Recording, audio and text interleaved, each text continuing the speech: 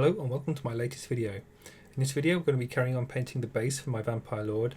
Hopefully in the previous video you would have seen how to make it and get it to this stage, so we're ready to start adding some of the more interesting details.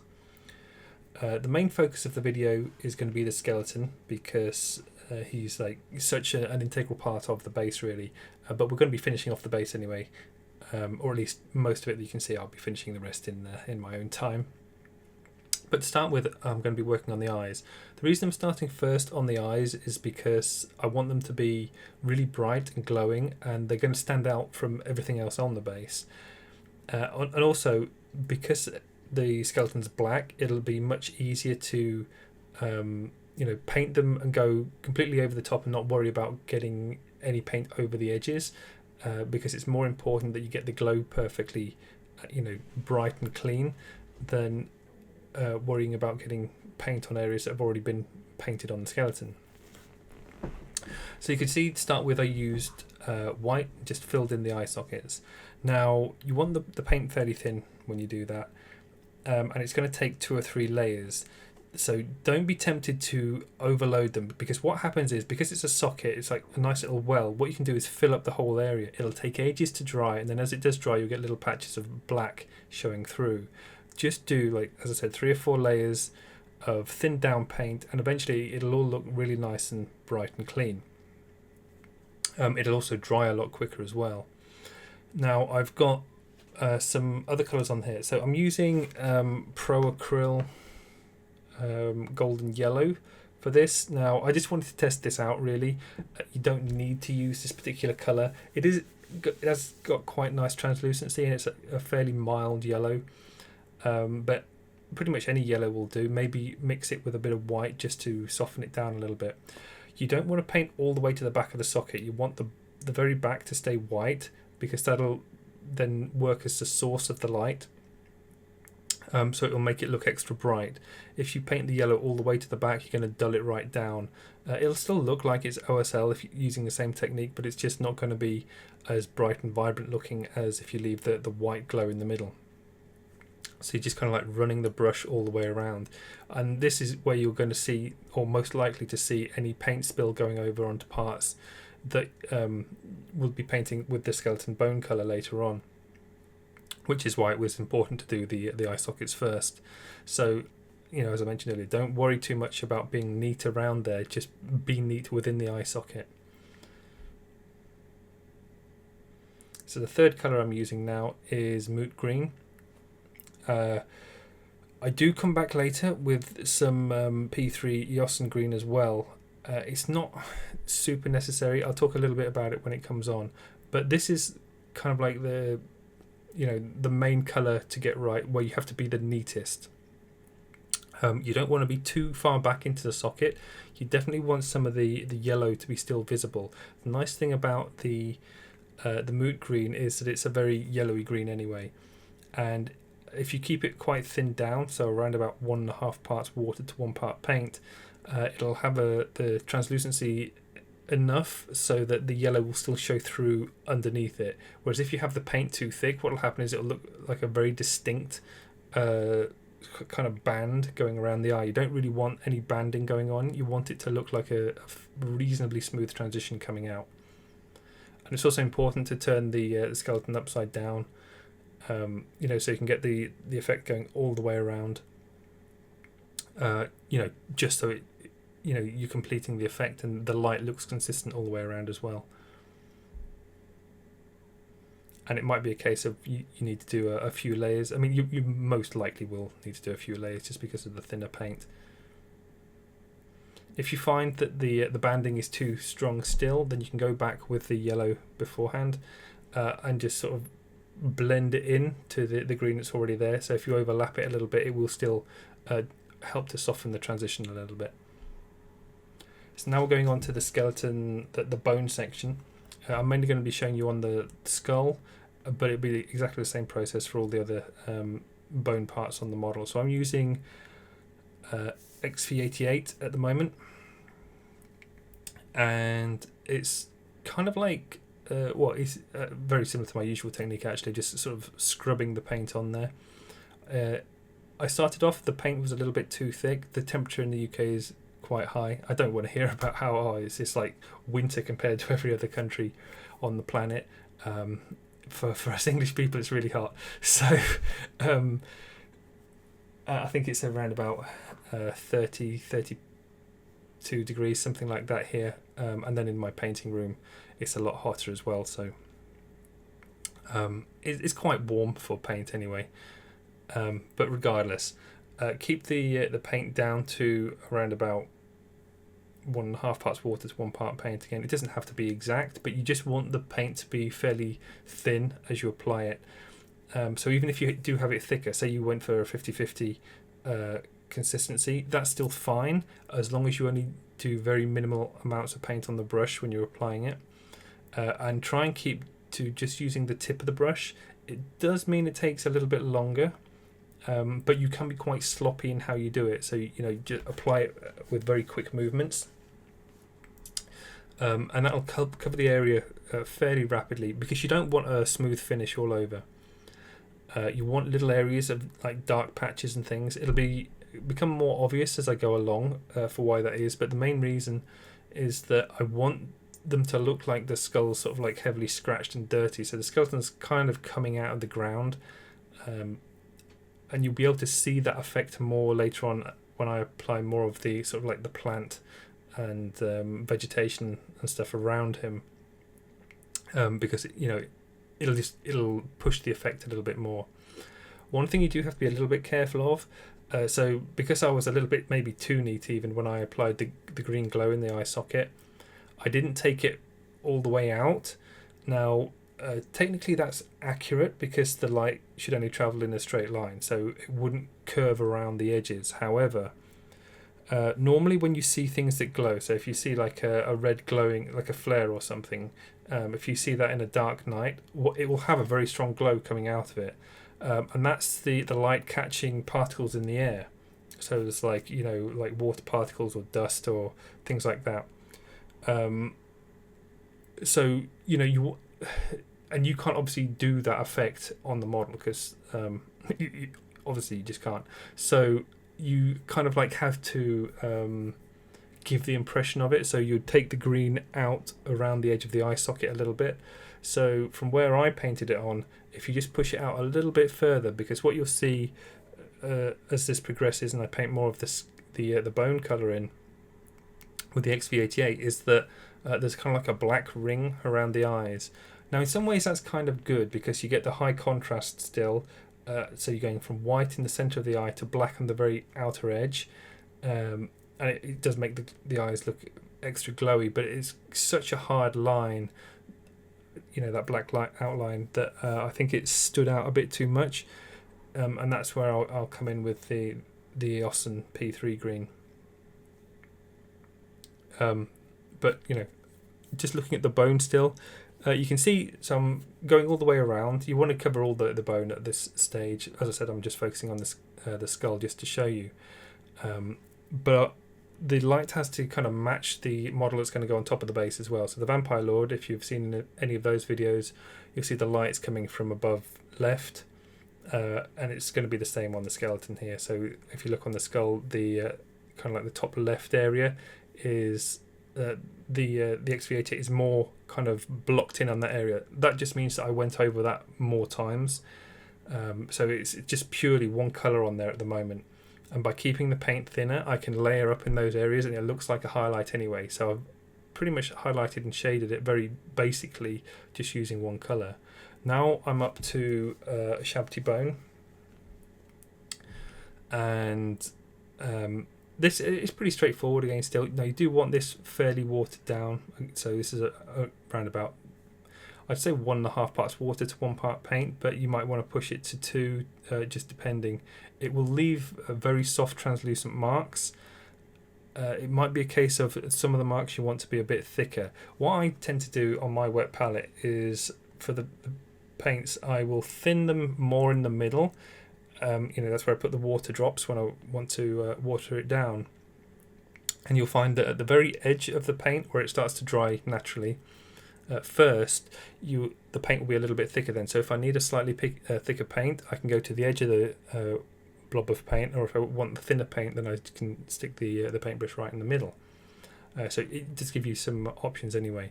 But you can see still I'm doing the same techniques, just a little bit more carefully, using the very tip of the brush. And so as I said, the same process, going over it, these sort of scribbly marks and things, looking for the more raised edges.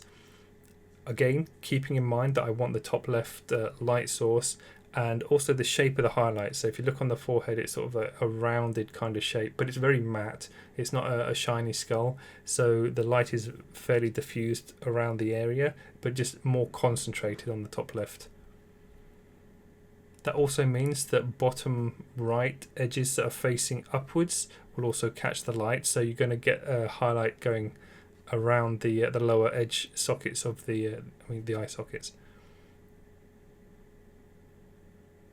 One thing about having the paint fairly thin is that you will, especially for the lighter colours, you will have to do multiple layers, because when you first apply it, it looks quite bright and opaque. Then as it dries, it becomes much duller and more translucent. So the X-V88 and even the black primer in some areas will show through a little bit.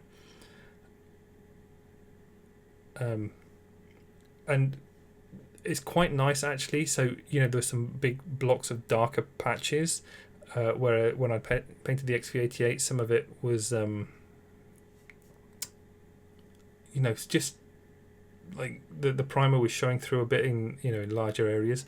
When I go over it with the Ushabti bone, the black primer on those areas will still show through because it's so translucent. It just means that the dots become smaller basically. So as I said, you can be really rough with the first stage, and then at this stage you're refining it and going over it, doing much cleaner marks.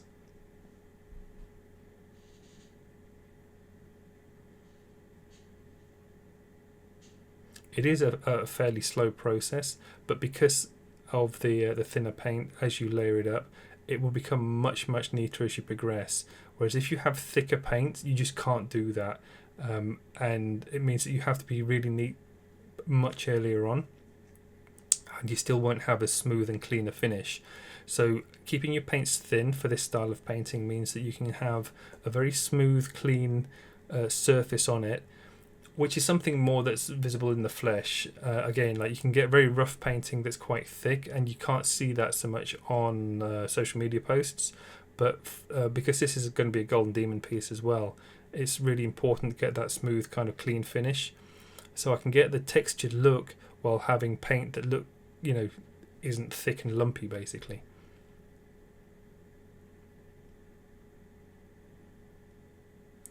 And of course the face on this is the most important part of it. The face is going to be almost over highlighted, and then as you kind of go out from the face, there will be some kind of brighter highlights on there, but the majority of them will not be anywhere near as brightly highlighted as the face. And even if they are brightly highlighted, the size of the highlights is going to be smaller, because it's fairly easy anyway, because this the skull head has got such a really nice big bright curve on it, so it's pretty simple to just block that in as a very bright highlight area. The teeth are really worth spending a little bit of time on. They are small. You need a fine tip on your brush to do it cleanly. Because you're using thinner paint, when you apply the highlights on the teeth, you might find that the paint can run into the gaps in between the teeth. It's not too much of a problem. Just get some black and go over it, in between, and it'll clean itself out. And also, try and make the teeth a little bit brighter. So, obviously, he's taking good care of his teeth throughout his life, and it's paid off for him in Undeath. But it helps to keep the focus on this part of the model. So at this stage now, I'm just looking for all those little kind of dark patches on the model, and just picking them out as battle damage now. So you can see, and this is going to be more important on the right hand side. So on the left hand side there's a lot more highlights, so you don't have to worry about it too much. There might be a few places where it's worth picking out like a dent or whatever, but just getting some shape and things into the bone. If you ever look at skulls, especially some aged skulls, there's a lot of damage and weathering on them, generally anyway. And it's really nice to add that sort of textured feeling, and especially for something that's been in the ground like this, so not like a normal grave or anything, they've just been like, it's just a dead warrior that's come up again. There's going to be some kind of rubbing from rocks and stones and things all over it. But you can see here as the paint goes further around towards the back side of the skull, how it kind of fades out there. You can't just leave it black because you can still see all the way around the skeleton. So it's quite important that you paint it from all angles. It just means that you highlight it a little bit brighter on the more focal points.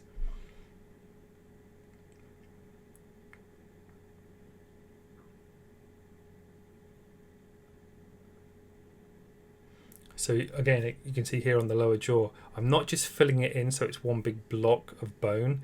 It's just all these little tiny marks, building them up, layer upon layer. There you can't quite see it, but what you'll find with this kind of painting, especially with a thinner brush, is on the tip of the brush you'll get little bobbles sometimes of dry paint, especially if, like me, you're a bit lazy at washing off the brush, and the temperature is quite high anyway, so the paint will dry on the end of your brush every now and then. So you wash it off and you pull off the little dry tip on the brush, just because that bobble will make it much harder to get the paint flow and the accuracy. So here you can see I've taken it up to white now. So I'm using P3 Morrow white, but you can use any white. I like Morrow white. I also like that it's in a big white pot, so I have a lot more control about how much I put onto my palette. It makes it easier for mixing as well, having the pots. I'm not really on team dropper bottles. I know everyone goes wild for those. They think they're the best thing since sliced bread. I use both. Obviously I use a lot of Vallejo paints as well. I think the only argument that can be made is with the Games Workshop pots is that they can be a bit of a pain in the backside for closing, because the paint builds up around the lids a bit, and maybe they're a bit more expensive, but even then the paint seems to last a fair amount of time. I don't think it's a massive amount of difference really that you're going to see from saving a few pence here and there, but ultimately it doesn't really matter. Just pick paints that you kind of like the consistency and feel for. I do find Vallejo is pretty handy for just having a very large range of colours that are useful. But as I said, I like the old style round pots. They're very easy to get access to and have complete control with how much paint you put on your palette. I know people say with droppers you can put like 1 or 2 drops, so you control exactly how many drops you use, but a drop of paint is quite a large amount of paint. Whereas if you have a pot, you just stick an old brush in there, you can control exactly how much paint goes onto it, so you have much more control over the mixing. It really doesn't matter too much, whatever your preference is, but as I said, I like big pots just for getting the exact amount of paint in there. You can see with the white, as I'm applying it now, it's in much smaller areas. Again, I'm picking out little details so they stand out a bit more. But because of the layering build up, and again the white needs to be watered down around about 1.5 parts water to 1 part paint, but you can maybe push it a little bit further. You just have to use less paint on the brush when you're applying it because the more that you water the paint down, if you put too much paint on the brush when it's very heavily watered down, it will turn into a wash and it will just run into the crevices. So you just have to use less paint, and you maintain that sort of control then. So here I've carried on painting some more areas of the bone. It was pretty straightforward. I think you can see how it's all gone. If you want to make the look of the bone even softer, one thing I was planning to do but decided not to. So it looks a little bit sort of texturized in the photo. it looks much smoother in the flesh. So that's why I decided that I didn't need to. But I was very tempted to use some grey glazes on the skeleton. It's something I've done before. It gives a very nice finish. It just adds a little bit more colour to it as well, which is odd. Adding grey is not really a colour, but it does, compared to the fact that I was using bone colours like the XV88 and the Ushabti bone. It does add a different colour element to the skeleton, but at the same time, because I've got a lot of grey in the rocks behind it, I didn't want the skeleton to look too grey. But you might like the look, and it will definitely soften it out. So if you've found as well that your the texture in the bones is just a little bit too heavy, a few glazes in the mid-tones and the shadows of a grey colour will definitely soften it and maybe make it look a bit more interesting. Now, of course, I've said about the grey, so I'm working on the sword now. I want the sword to be quite battered. Now, I would imagine for something like this that the sword would be very heavily rusted. It's got huge holes, pitted holes all over it, so it should be completely rusted. However, I don't want it to look like that. It might look cool, I don't know, I suppose, like if you put like rusted texture all over it, it'd be interesting, but I just wanted it to look more like a sword. There's going to be some weathering and rust on there, but I'm keeping it more to a minimum so I could do the non-metallic look to it. I'm only using neutral grey at the moment by Vallejo. You can see on the hilt here, crossguard, I'm doing like a little, so the round balls, they're almost shiny. I mean, well, they are painted as being shiny. So you can see there's like a round shine at the top, and then there's a little reflection secondary bounce underneath. And you can go over the top highlights a few times, so that improves the opacity of the paint there, and that will then also work as a highlight. And so I think you can see in the video there, the top highlight looks brighter than the bounce highlight, even though I've used the same paint, and it's purely down to the opacity of the paint because it's had multiple layers on it. And you can also see as well the marks I'm making, they're not rough. It's not like a clean mark. That will also helps to indicate that the metal is very heavily weathered and knocked about and things. You can see it more clearly on the blade because there's obviously big holes and things in it, but still trying to push that sort of effect onto the crossguard as well. So now I'm going to be painting the non-metallic effect on the blade of the sword. It's a little bit more tricky, this. I mean, it's nice in the fact that there are holes all over it, so you can use those to push the highlights and the contrast with the lower edges. It'll give a more 3D effect all over. To start with, it's going to look more stony because I'm just using the neutral grey at this stage, but it is a good start to get the main highlight points in. So I'm keeping the highlights up near the very top. This is where the brightest highlight is, up near the crossguard here.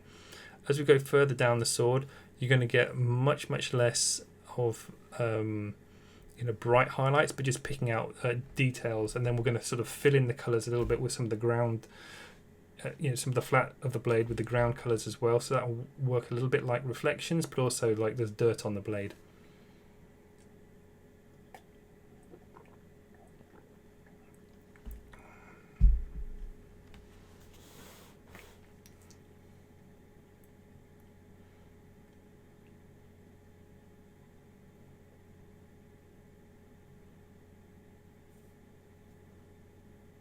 So there you can see on the wet palette on the left hand side I've got Mournfang brown here, and also some of the Deathworld forest. So if you saw the first video for this, you should hopefully remember that I dry brushed Deathworld forest all over the base on the kind of like the dirt, like sandy texture that I stuck on there.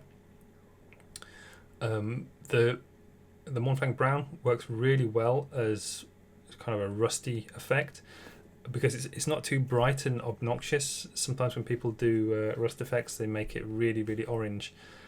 I am going to invert the rust, so when I've got some Trollslayer orange on there, you can see that in the top left hand side.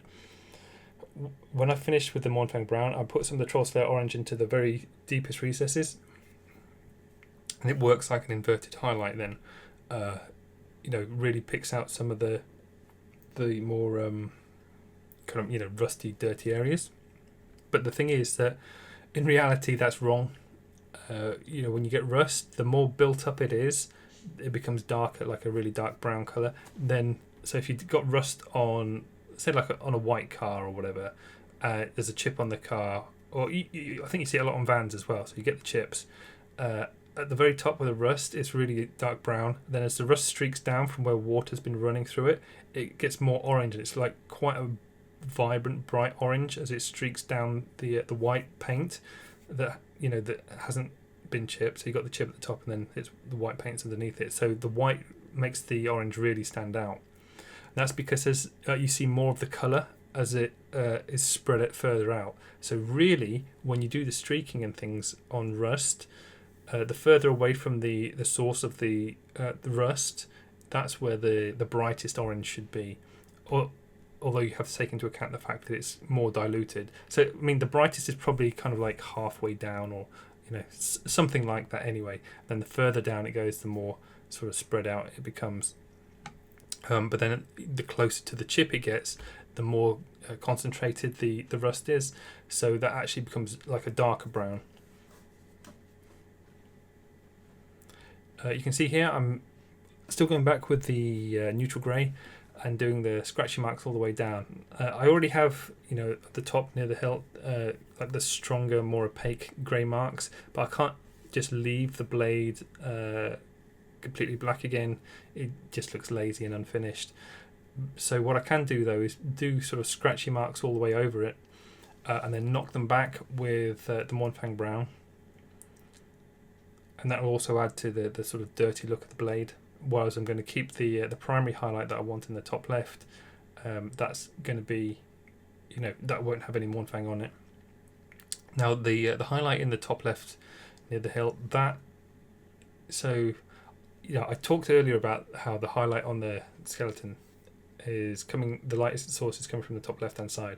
That also works on the blade. Now, just because I put the highlight in the top left on the hilt, near the hilt and things, that doesn't mean to say that's accurate. It just is there purely for aesthetic reasons, because it'll look good. You'll see that towards the end of the video when you see how bright and high contrast that little highlight spot is, and it'll make the non-metallic work a bit better. But it really depends entirely on how the blade is angled, all sorts of things for where the bright points on the blade would be naturally. And it could be super realistic that the blade is lit at the bottom. If you take a sword, like if you've got one, you go outside and you stick it like on a sunny day and you stick it like vertically in the ground, just tilt it a little bit left and right, the highlight point from where the sun catches it will move all over it. It really, like, just tiny little angles of movement can make a huge difference to where the highlight point goes. So what that really means is that you have complete freedom on where you're putting these little highlights on the model.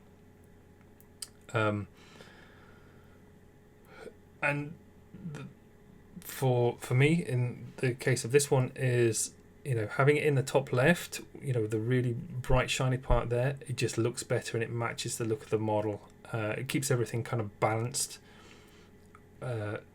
Whereas for a different model in a different environment, it could be a case of having the highlight halfway down the blade or something like that would look better. So it's really important for these kind of things that you don't focus too much on what is exactly realistic, but you go for what looks good.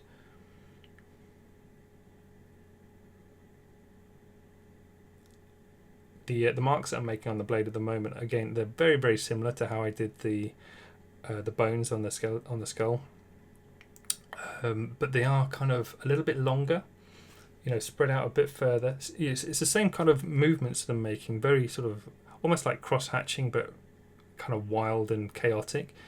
But I'm focusing more on sort of longer marks. It's a little bit hard to explain, but like the technique is pretty much the same on all the different surfaces. You're also going to find as well on, say, the material, like the kind of robe, cloaky, whatever thing, t-shirt that he's wearing. when I do the marks on that, it's going to be the same sort of thing, but the three surfaces will look different still, because the technique is roughly the same, but the marks I'm making are very, very slightly, just spaced and angled slightly differently. So here I'm pushing up the contrast on the highlights, going to pale grey blue, another one of my favourite colours I use all the time that is hard to get hold of for some reason. If you don't have this, again, don't worry, there's a million different grey colours that Vallejo or any other company do, or you can mix your own.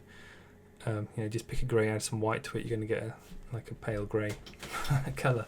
So don't worry too much about getting the exact colours for these things. It's very easy to mix your own, and like I say, it's just a light grey colour. But this is where you're going to be really pushing for the high contrast, where the focal points where the light come in. So you'll see how the top left hand section of the blade really becomes much brighter, and there's going to be like a few points of interest down the blade. But now you can see how the whole of the front face of the blade has sort of details all over it. So now it's not so bad to leave some in the shadow more, because it'll look like it's in shadow by adding the brighter highlights to the areas that I want. You can see here as well, I'm not doing it as a very clean highlight. There's little scratchy parts on the hilt there. Again, it represents weathering, scratches, things like that. It just keeps the material looking consistent.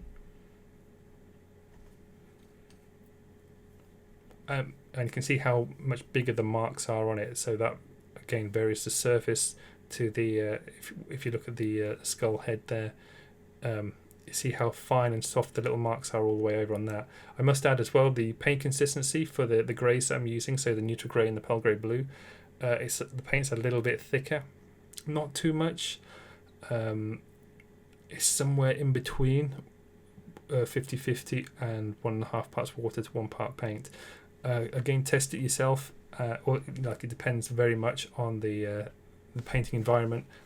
It's quite hot for me at the moment, like I mentioned, so the paint will dry a bit quicker. You can get away with slightly more watered down paint because the paint's always going to be drying on the brush as you move it to the model, so you have to work a bit quicker anyway. That's also true if you have a fan in your room. The airflow will dry out your paints really quickly, especially on the brush.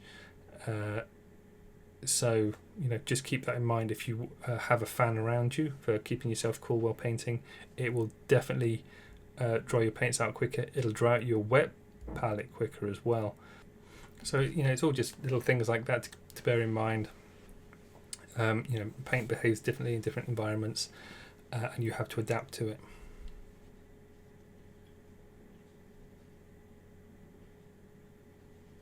I know some people actually, when you paint, when the painting environment gets a bit warm, they keep fridges in their painting rooms, if you're lucky enough to have a painting room even, and they keep the wet palette in there and then take it out for painting, obviously, and because it's cooler, it will stay wet for longer. It won't evaporate quite as quickly.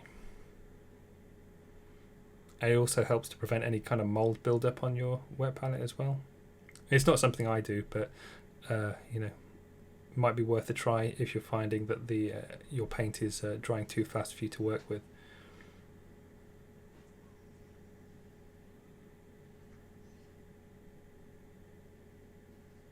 You can see the highlights that I was putting in there with the pale grey blue.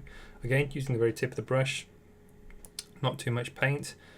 You can see I'm just picking out some of the dents and things and the rust holes. Really focusing on the lower edges, but the highlights on the flat of the blade as well. It's still that sort of scratchy kind of look. I'm not looking for any clean, soft, super clean, nice, perfectly even transitions. All the transitions are scratchy because that will represent, and help to sell the look of the whole blade as being worn. So now I'm going back in with the Mournfang brown.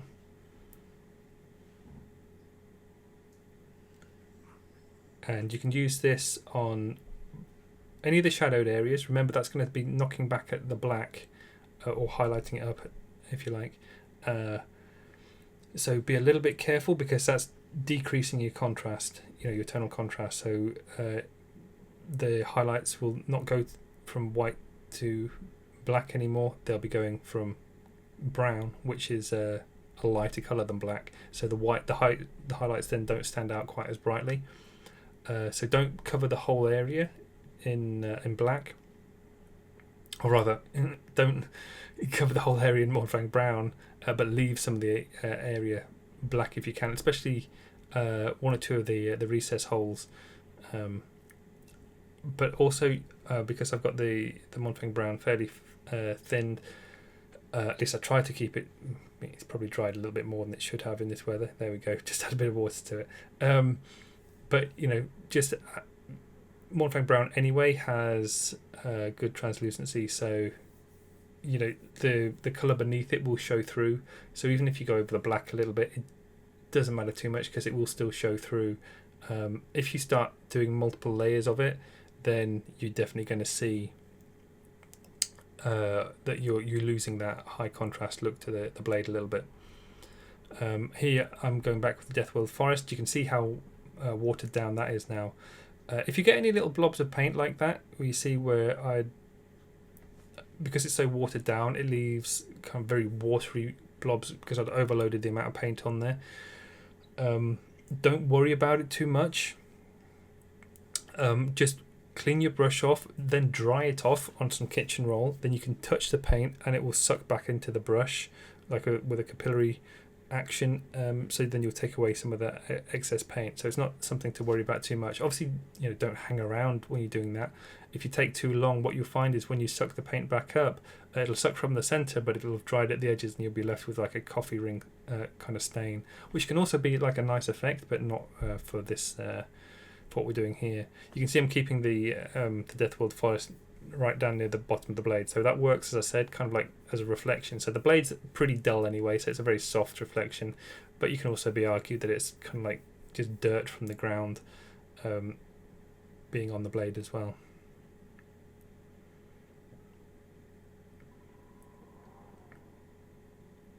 So here you can see more where I was talking about the inverted highlights with the Trollslayer orange. Try and keep them to a minimum. So anything that's a recess or is pretty much where you want to keep it. If you want to go crazy, you can do streaking going all the way down the blade. Not super keen on that, because it suggests the blade has been in this position for a long time for the streaking to go down it. You don't always have to take realism into account, as I said. Like, just if it looks better, that's more important than it being realistic. So if you want to have the streaking running down the blade, that's fine, but it's more than likely the case that this blade hasn't been left in this position. So it, from a realism standpoint, it's a bit jarring to say that there's rust running streaks down the blade, because they just wouldn't. So now I'm using white as well. These are the final highlights.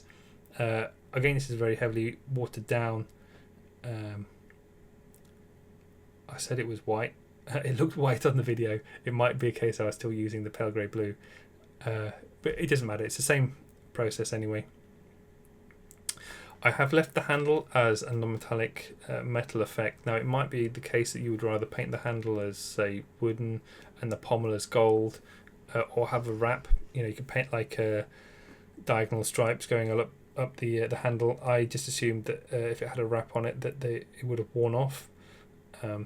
But it might be more interesting to have, say, that the pommel of the sword have like a non-metallic gold effect. You can see here I'm just putting in some more little tiny nicks and things on the blade using the pale grey blue. I do find it's a little bit easier to paint fine details to have with a paint that's off-white rather than using white. The larger particles in the white paint makes things like that just this tiniest little hint harder to do. So having an off-white means you've got some smaller pigment particles in there. It just makes your life a little bit easier.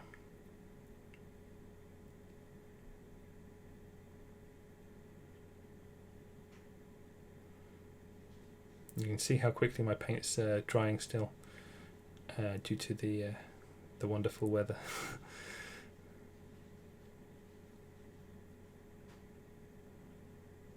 But you can also see it as well. So I talk a lot about the consistency of the paint, but I can still manage to work with it even though the heat is drying the paint out on the brush, on the palette.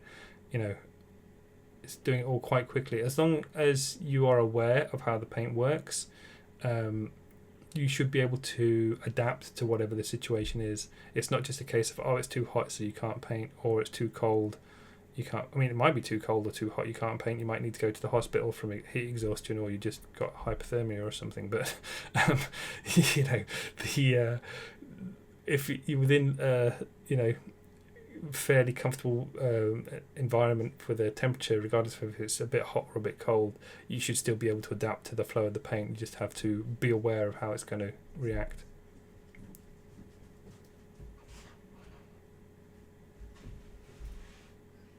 So you can see here now, I definitely am using the white because the white is watered down. It's going to look more opaque when it's wet. You apply it, looks nice and bright, you think, oh, that's good. Then it dries and it becomes a bit duller. So it might be a case of you just have to keep applying the white like 2 or 3 times afterwards just to get that high contrast mark on there. And you can see the only really bright spot on the blade, on the flat of the blade, is that little highlight at the top there. And as I said, that doesn't necessarily have to be realistic. It could be anyway. It could be like halfway down the blade or 2/3 up the blade.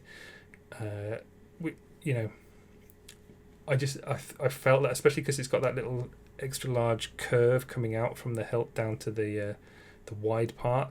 It's a nice area for the light to catch on it.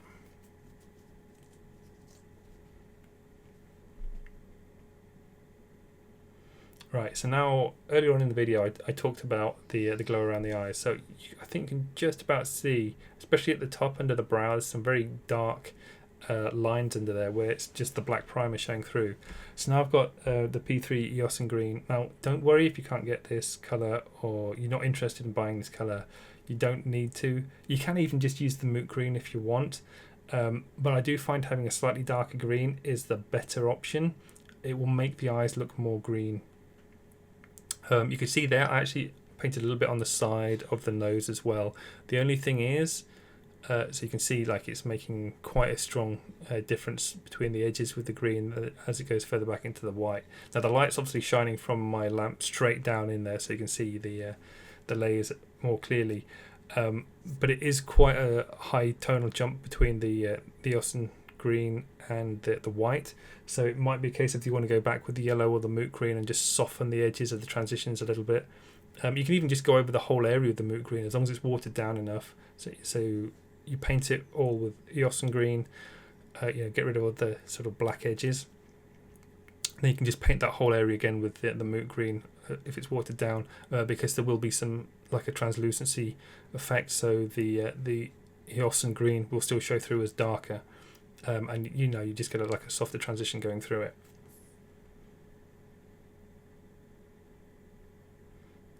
So you can see here as well, I'm just turning it upside down so I get a better angle with the brush just to get underneath there. You know, that little brow section where it was just too black, made the contrast too high, and the black stood out too much. Whereas now you can see from this angle, I think much more clearly the green glow effect now, because I've just taken it up over the edge, you know, that lip section where you wouldn't naturally get any green, but as I said, to kind of give the effect of it glowing where it would catch on kind of like the atmosphere around it, you know, you're sort of kind of tricking the eye into making it look like it's doing that.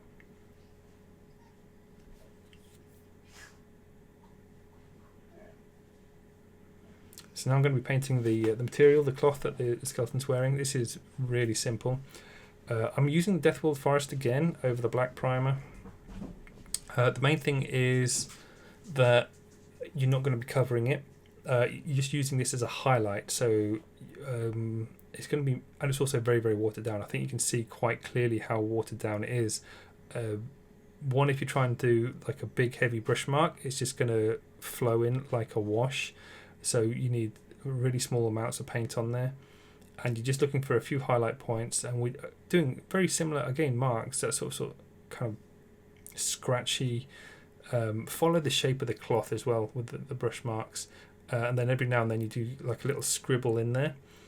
And if you keep the highlight to the top left on the shoulder pad, it'll, again, not necessarily completely realistic, but it will look the best on the model.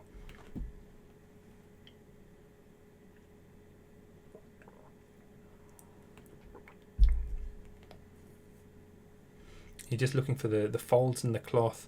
You can just hold the model under a lamp to see where roughly they'll fall, and then pick the ones that you think look the best to push a little bit higher. So as I said, this shoulder area is a much more interesting place to put some brighter highlights, whereas if you look down, there's these kind of sort of U curved bits as it goes around the neckline. These will also catch the light a lot, but you don't want these to be quite as bright as the one on the shoulder.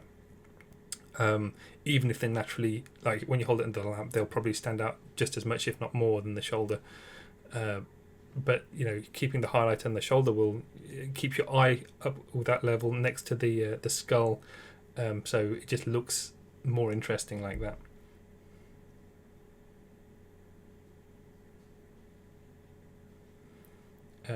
And again, so just to talk about the consistency of the paint, it's a little bit harder to work with because it's so thin at this stage. This is at least 2, maybe 2.5 parts water to 1 part paint. You cannot put much paint on the brush. If you put too much, like I said, it works like a wash, will run into the crevices. You put just the very tip of your brush in there, test it on your thumb or something just beforehand. That'll also take any excess off. You don't have to put it on your skin. I know some people get a bit worried about paint effect. Paint touching your skin might have adverse reactions and things. It doesn't affect me. I'm not too worried, and it is kind of like water-based paint and things. But if you are worried about that kind of thing, just test it. Have a piece of plastic nearby, or just drag it on your palette even, and then just touch it on something else before applying it to the model. So as I said, it takes away the excess paint and it lets you check the consistency is right. And in this case, you're putting very, very thin layers on, building them up, and it will make a huge difference to the surface, for readability. So it'll read as a different surface because having the much more translucent paint, it just looks very different because of how it's applied to the other surfaces. Also, and the reasoning being for using the Deathworld forest color was it kind of matches the ground a bit, makes it gives it that kind of grubby feeling. So I'm also using some Balor brown now, just as a highlight. Be very careful when applying this. You don't want the material to look like it's brown. This is purely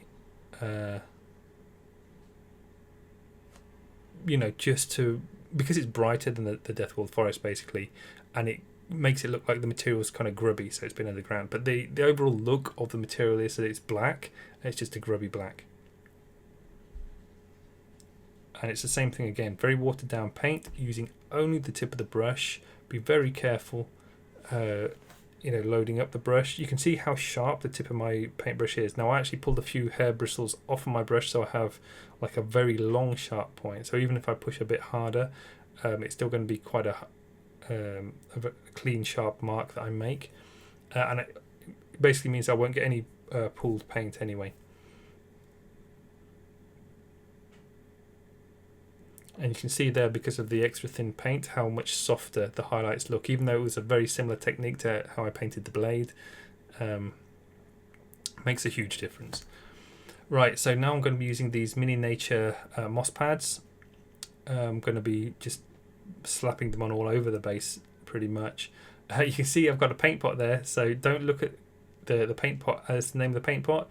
It's not Rhinox hide or whatever it is, that it's either Rhinox hide or Dryad bark or whatever it's called, but it's an empty paint pot, and I didn't even bother cleaning it out, but I filled it up with PVA glue. It just makes it easier having a pot of PVA glue, so you can quickly pull out the moss pads. I'm using some jeweler's tweezers. I think normal tweezers would be fine as well, but these have just got a very fine point on them. And just dip them in the PVA glue and you start sticking them on. The nice thing about these moss pads is that they have very, very short grass on them, and they're obviously all sticking up vertically. Whereas if you just took some static grass and you glued it on, it can end up facing any kind of direction if you're not careful. There's other techniques as well. Like there's loads of videos on YouTube for getting the static grass to stand on end, usually involving batteries and things like that. I just don't want to mess about with those things. So these little moss pads, they're really ideal for this kind of thing. They're very dense as well. They can be tricky to get hold of. I got mine from Model Display Products, which is in the UK. I don't know about other places. You can make your own, again, like just check on YouTube for making static grass tufts and things, and then use obviously very short tufts for it. So there I've put in some white flowers as well. I thought they're kind of interesting. I did think after looking at this that they were perhaps a bit too overpowering, so I cut them down slightly for this stage. But, you know, it looks kind of interesting. And there's some roots that I found in the garden. Now I'm not going to show you how I'm going to apply these because it's just a complete pain on how you do it. But cut them to length, super glue both ends, so one attaches to the ground, bend it up around over the shoulder. It just makes it look like, you know, it's pushing out from the ground a little bit. And that's pretty much it. Apart from this one final stage, I just forgot. So I'm using some Balor brown here, and just going to dry brush the tufts a bit. So these particular tufts, I think, were spring coloured, something like that. They're basically kind of browny anyway. And then going with the Balor brown, just dry brushing on them very, very gently and lightly. You have to be super careful. Do not catch the model, especially any of the bone colours, because you just ruin it and you have to go back again. But it just brings a little bit more kind of colour and three-dimensional depth to the static grass there. Do that to all of it. But anyway, so that's the end of the video.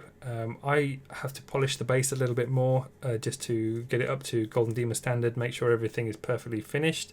But you've seen pretty much the whole process that you need for doing that for yourself anyway. But anyway, that's the end of this video. Thank you very much for watching, and I'll see you next time.